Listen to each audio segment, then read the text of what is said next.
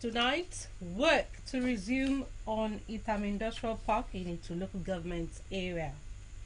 Akwa Ibom State Government adds 24,025 kilogram bags of rice to federal government palliatives. More communities in Akwa Ibom get model primary healthcare center. Because House of Representatives probes allegation of substandard diesel from Dangote refinery. Stay tuned for details of these and other reports in a moment.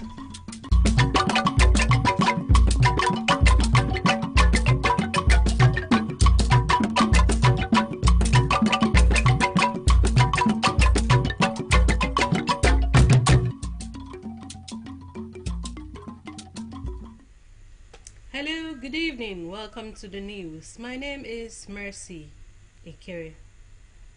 Work is to resume August at the State Industrial Park located in Itam, its local government area. Governor Moino made the disclosure during an inspection to the site today. According to him, a committee headed by the Secretary to the government, Prince Enobonwa, who is also overseeing the Ministry of Special Duties, is to oversee the project. Our Government House reporter, Patience John, tells us more.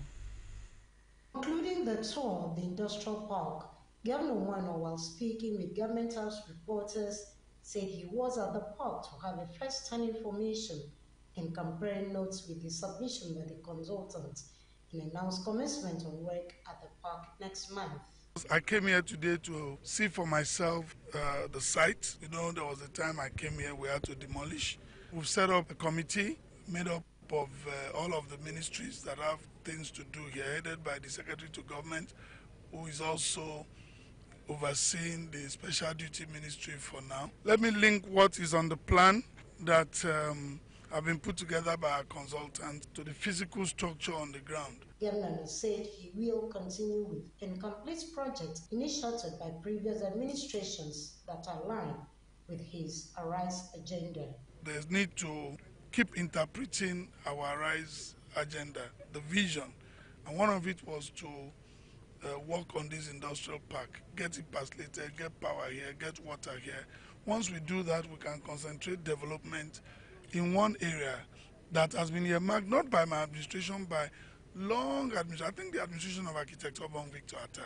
And for me, all of these things are just to look into the books and see how to actualize the vision of our founding fathers that falls in line with our own vision. Patience John, Akbc News. It is the rebirth of a new era for people of Abaitenge village and neighboring communities of Abak and Ukanafo local government areas as the Speaker of Akwa Ibom State House of Assembly, Elder Udemotong, Friday inaugurated a brand new health center and water project in the community, describing the community as an area that has suffered excruciating neglect for decades. Elder Tong appreciated Governor Moino, whose interest in rural development has turned around the infrastructural fortunes of the area and sued for the people's continued support for government. For Abaitenge and adjoining communities, it has been more for the price of one, as work on the Ikodekan, Abaitenge, Ikoranto, Yetamekbo Road, in addition to other life-touching projects, are progressing at commendable paces. cutting the tapes to inaugurate the new primary health care center and public water projects. The Speaker, State House of Assembly, Elder Odemotong, flanked by wife Margaret, hailed the people of the area for their continued support and cooperation with the government and urged them to protect the projects. Speaker Otong, while listing the numerous infrastructural and socio-economic interventions of the Arise Agenda era in Abak, appreciated Governor Moeno for turning around the fortunes of several underserved communities in the state. I want to thank God because the health center academic consultation in Facebook.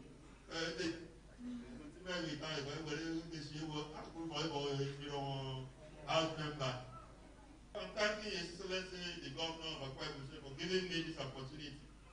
He stood by me, he supported me, he made me to be the Speaker of Akbc House of Assembly. And not that alone, he made sure that he's working with me and I'm working with him.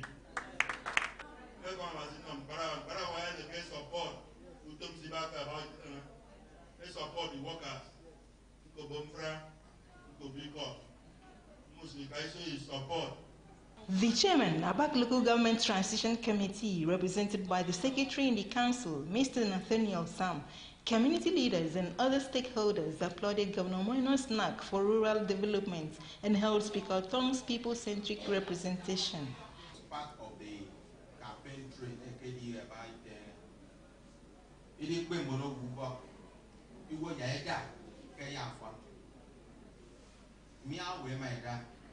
and as you can see, April followed barely a year. How I wish that I was keeping you if there was a man at many, if I'm by the form of and you begin to see more and more. Again, I'm gay, and you know, and I'm forgetting again. I cannot go by there. Come here, sorry. I say, no forget it. I bet a man can tell you more. It's not my first reporting to this center. My dear, yes, I'm not yet, and I don't get me wood. So who sent me? I mean, what would I join them and sit? Our son, right honorable.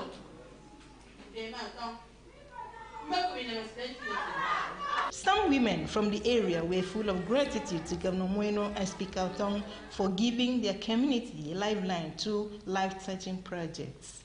Governor Moeno.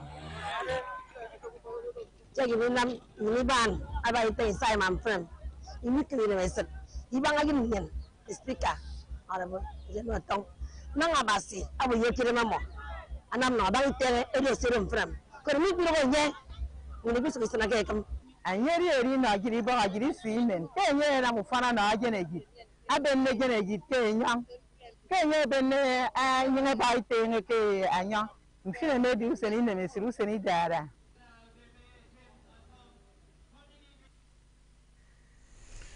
The federal government says it will spend an average of 36 billion naira to convert 30,000 petrol diesel-powered vehicles to start running on compressed natural gas (CGN) in the next 90 days.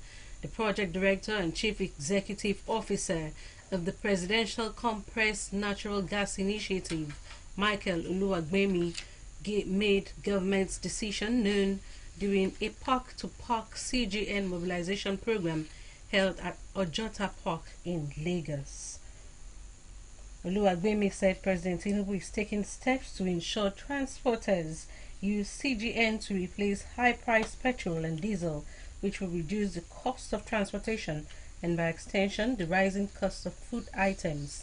The PCGN boss said President Tinubu is working to ensure 1 million CGN kits are distributed to commercial drivers across Nigeria as palliatives, and that so far 30,000 kits have been acquired for the distribution free of charge nationwide.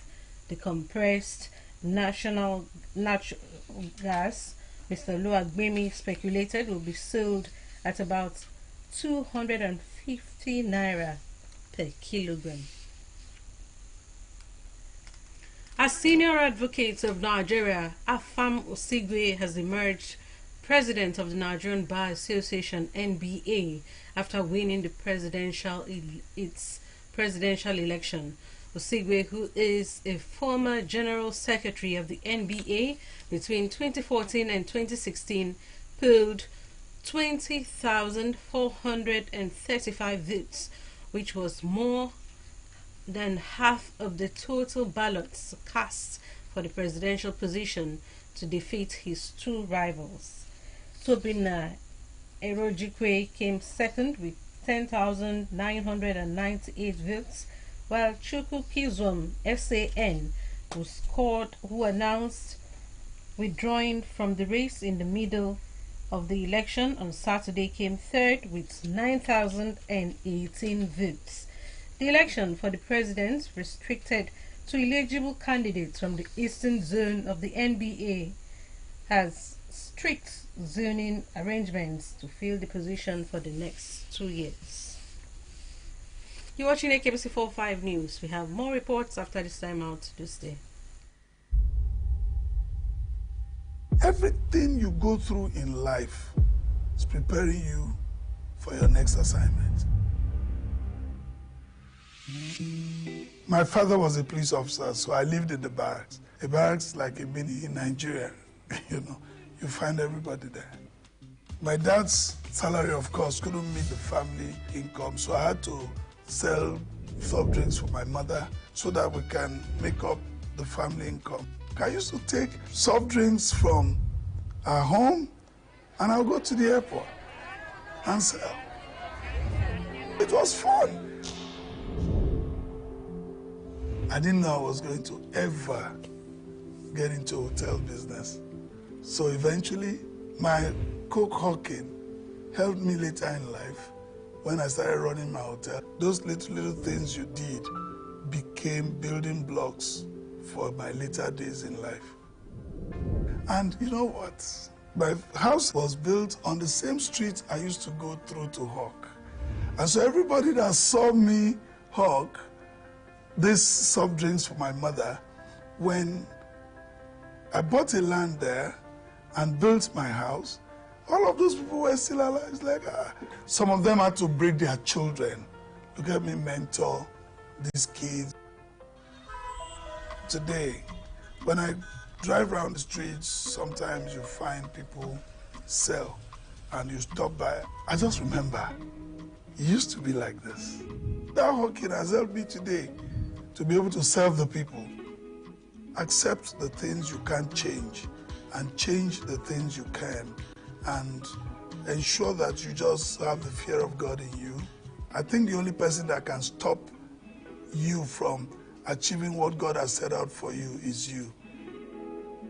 Akwa Ibom is rising.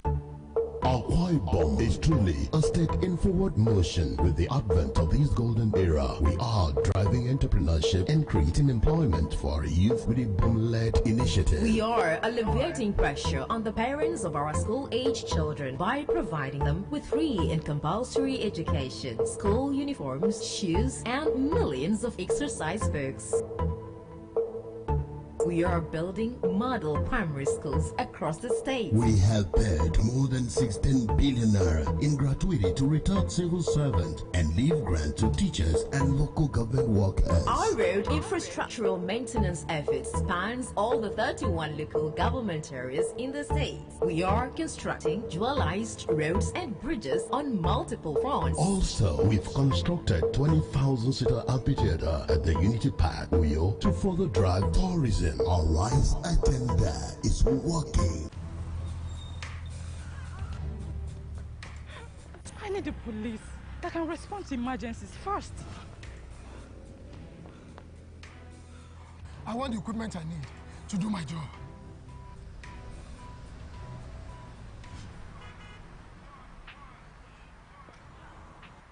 I want a police that won't harass or arrest me for no just reason. be valued for my work, not feared by honest people. I want a police that won't ask me anything for the boys. I want a decent salary that is paid on time. If it happen with good laws, Proper funding, training, and cooperation. if it happen, if it happens. If it happen.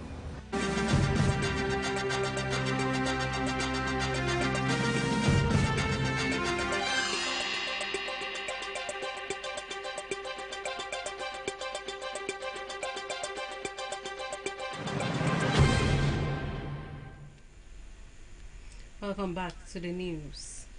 Akwa Ibom State government has added 24,000 bags of 25-kilogram bags of rice to the ones given by the federal government to curb economic hardship in the state.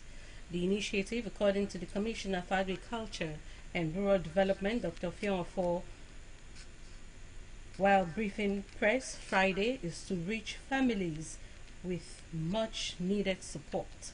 Ayanopor reports that the news briefing, which took place at the Press Center Information Drive, Uyu, was attended by some members of the State Executive Council and elder statesmen. We'll bring you more on that report. Participants at the just concluded 3-day consultative workshop organized by USAID Nigeria have called for a roundtable dialogue with critical stakeholders at the local government level to aid citizens' inclusion in governance. The workshop is tagged State Accountability, Transparency and Effectiveness, State-to-State 5-year Work Plan Development Consultative Workshop with focus on Akwa Ibom State. Ufodu Dokang, who participated in the workshop in Port Harcourt, River State, says this is the 4th year for the 5-year plan. The USAID state-to-state has since its commencement of activities in Akwa Ibom State carried out interventions in water, sanitation, health, and education, as well as capacity building in public finance management. Other engagements have been to identify current reforms and sustainability gaps and challenges, hence the prioritization of interventions for 2025 work plan adopted at the workshop. Commissioner for Economic Development, Mr. Emembo, speaking at the workshop on behalf of Akwa Ibom State Governor Pastor Omoilo, thanked USAID Nigeria Chief of Party, the state team lead, his team, and other stakeholders for effective collaboration with the ministry to embark on the consultative workshop. Mr. Bob, represented by the Honorary Special Advisor to the Governor on Economic Development, Dr. Felix Odofia, commended Governor for providing enabling environment for continuous partnership with state-to-state and other development partners. I want to equally assure you, since the government of Akwa State, in fact, is willing to assist, provided whatever program, whatever you have, will bring betterment to the people of Akwa State. It is still very friendly with citizens. The Akwa Ibom State team lead for state-to-state, Mr. Bevo Pago Emabel, in his remarks celebrated the successes recorded by USAID Nigeria state-to-state in Akwa Ibom State in the last 4 years. Mr. Pago Emabel said within the 4 years, state-to-state has helped in budget planning, public finance management, received executive boosts with stronger legislative recognition, which led to the passage of water bills in the state, as well as sustained advocacy for the domestication of physically challenged birds in Akwa Ibom State. We are grateful for your time and the partnership by the state government. We are especially grateful to His Excellency Governor Umo Eno, who has found state-to-state on a good footing to continue to implement the interventions in Akwa Ibom State. The Technical Director of Public Finance Management, Dr. Olugbenga Oyewele, in his presentation reviewed sustainability of state-to-state intervention and governance. In order to commend the effort of the Akwa Ibom field office led by OVE. Members of the USAID Nigeria State-to-State, Dr. Iboro Nelson, and a conflict specialist, Cosmos Dini, made presentations on review of state-to-state midline assessment gaps, recommendations, and pending interventions. Some participants at the workshop, including Chairman Akwa Ibom State Civil Society Organizations Forum, Dari Udo, the Desk Officer Center for Alternative Dispute Resolution, Barrister Idonset Williams, and the Secretary Youth for Change Initiative, Ambassador Peace Edem, have this to say. We are peaceful partners state to state right now. We are learning after them, we're following after them. Best to be trained on conflict sensitivity, conflict mitigation, and conflict transformation. One of the key things for my learning here is the sustainability plan they want to leave behind so that we can see how we can put our hands together and develop the state. The workshop drew participants from different local governments, civil society organizations, ministries, departments, and agencies, including the Permanent Secretary, Ministry of Information, Akparawa James Edit, represented by Director of Public Relations, Mr. Sikak Essien. Photo Dokan, Akbc News. The Nigeria Security and Civil Defense Corps, Akwa Ibom State Command, has arrested 9 suspected smugglers in connection with illegal dealings in petroleum products and impounded 3 trucks conveying 135,000 liters of products. The State Commandant, NSCDC, Mr. Luyemi Eluwade, disclosed this while briefing newsmen at the command headquarters, Oyo. He said the suspects were arrested by anti-vandal unit of the command on July 14 along Ikorabasi Port Harcourt Expressway as they could not produce complete relevant documents, an offense punishable by Section 17 of the Miscellaneous Offences Act. The commandant said another truck converging about 45,000 liters of petroleum products suspected to be crude oil or used engine oil was impounded for failure of the drivers to provide a purchasing license. The State Commandant added that another suspect was arrested by operatives of the agency on July 15 in Idu, Oran local government area, for criminal conspiracy, tampering, and theft of armored cables in a transformer situated at the Nigeria Medical Association Center in Oran. While restating the commitment of the NSCDC to curtail all forms of illegalities, including bunkering, adulteration of petroleum products, operating without licenses, illegal refining, amongst others, the commandant warned against vandalism of public utilities, describing it as a crime against society. The president of Dangote Group, Mr. Aliko Dangote, says he is willing to sell off the Dangote refinery to the Nigeria National Petroleum Corporation Limited, NNPCL, to address allegations of monopoly in the industry. Mr. Dangote made the intentions known while speaking with some newsmen yesterday. He said if the NNPCL takes over the refinery, the allegations of monopoly will no longer be valid. Mr. Dangote's statement comes after the Chief Executive Officer of the Nigerian Midstream and Downstream Petroleum Regulatory Authority, Farouk Ahmed, made claims that Dangote Refinery had requested the regulator to stop giving import license to other marketers in order to be the only fuel supplier in Nigeria. Mr. Ahmed had also claimed that so far, Dangote Refinery and some modular refineries like Walter Smith Refinery and Aradel Refinery are producing qualities of products that are more inferior to the imported quality. Speaking in his defense, Mr. Dangote said he is currently 67 years old and needed very little to live the rest of his life, adding that every investment he has made is in the interest of Nigeria, as he will take nothing to the grave. Meanwhile, the House of Representatives Joint Committee on Midstream and Downstream investigating the alleged domestic production of substandard petroleum products, non-availability of crude oil to domestic refineries, and other related matters, has promised to carry out a thorough investigation by inviting all stakeholders to get to the root of the issues. The chairman of the Joint Committee, Mr. Ikenga Ugochinyere, stated this at the end of investigation today. He said the Green Chambers had on July 9 mandated the Joint Committee to carry out a legislative forensic investigation into the resurgence of fuel queues in petrol stations, high cost of petrol, disruption of distribution of petroleum products, and other issues. On the foreign scene, United States Vice President Kamala Harris' newly launched presidential campaign has raised at least $50 million in grassroots donations in less than 1 day since it was launched.